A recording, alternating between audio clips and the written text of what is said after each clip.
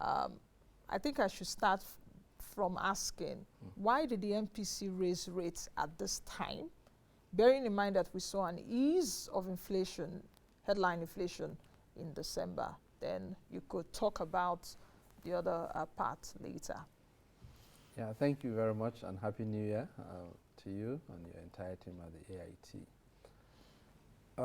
There were,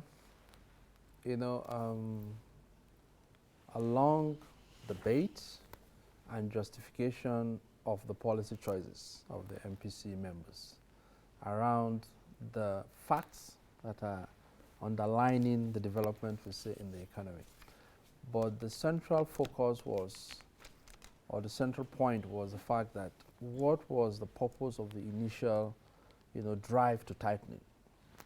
And the argument was that it was to rein in inflation, tame inflation, moderate inflation, expansion over the period because of the inimical effects of inflation on the real sector, the external sector, and other prices, exchange rate, interest rate, and stuff.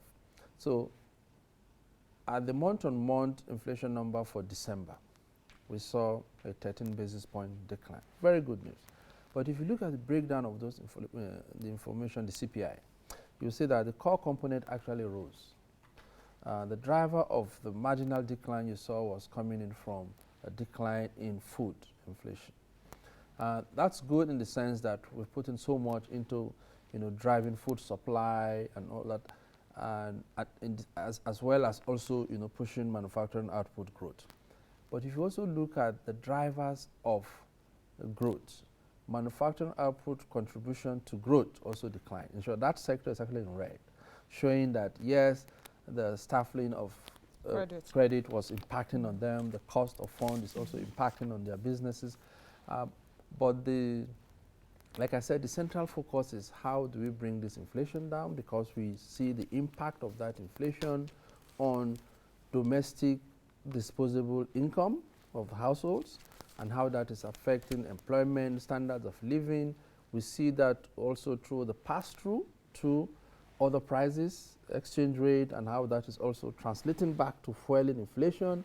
We had the argument in the beginning that there was a pent-up demand.